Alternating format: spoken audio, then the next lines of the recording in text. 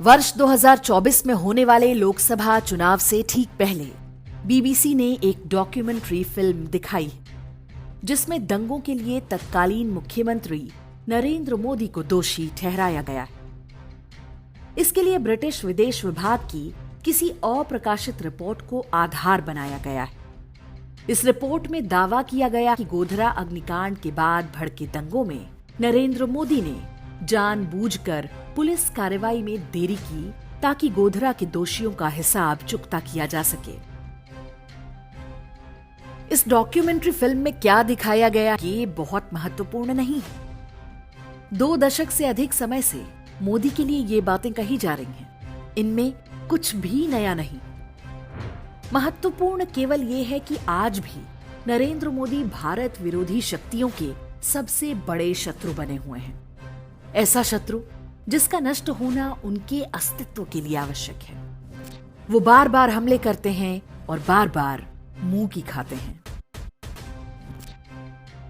नरेंद्र मोदी पहले बहुत कट्टर हिंदूवादी नेता हुआ करते थे। भारत विरोधी शक्तियों को मुंह पर करारा जवाब देते थे। Don't try to preach us the human rights. We know what the human rights are. You Britishers should not preach us the human rights. Modi के यही तेवर थे जिनके कारण वो भारत विरोधियों की आंखों में चढ़ गए। आज जिसे गोदी मीडिया कहा जाता है वही पूरे 1 दशक तक भूखे भेड़िए की तरह मोदी के पीछे पड़ा रहा था। व्यक्तिगत आक्षेपों से लेकर सार्वजनिक अपमानों तक। क्या वो समय हम भूल गए? क्या कुछ नहीं हुआ मोदी के साथ? षड्यंत्रों का एक पूरा लाक्षागृह पार करके मोदी बाहर निकले। हर अग्नि परीक्षा पास की। मोदी इतना तप गए कि खरा सोना बन गए।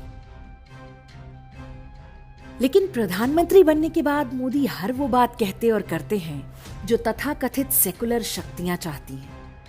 मोदी एक हाथ में कुरान, एक हाथ में कंप्यूटर जैसी लुभावनी बातें कहते हैं। पाकिस्तान के जन्म का सबसे बड़ा कारण रहे अलीगढ़ मुस्लिम यूनिवर्सिटी को भारत की स्वतंत्रता का श्रेय देते हैं।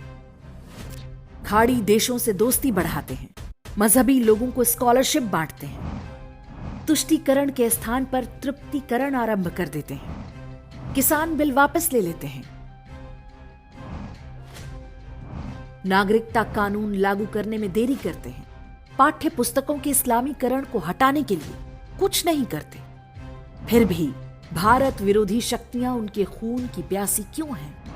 यदि मोदी उन्हीं के मुताबिक काम कर रहे हैं तो उनका इतना विरोध क्यों है? संक्रमण काल से निकल रही एक सभ्यता के रूप में इस प्रश्न पर विचार बहुत आवश्यक है।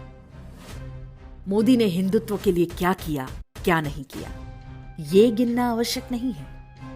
हो सकता है कि उन्होंने कुछ काम किए हों और कुछ में भयानक रूप से विफल रहे हों। लेकिन यही क्या कम है कि आज हम भारत के प्रधानमंत्री से सनातन धर्म के हितों के लिए काम करने की आशा करने लगे हैं।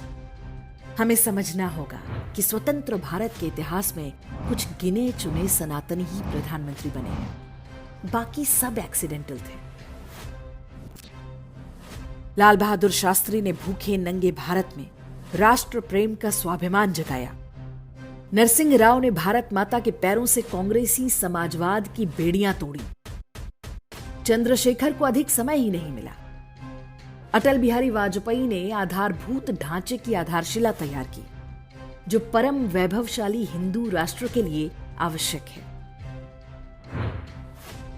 नरेंद्र मोदी आज अपने हिस्से का युद्ध लड़ रहे हैं। उन्होंने क्या किया, क्या नहीं, इसकी समीक्षा इतिहास करेगा।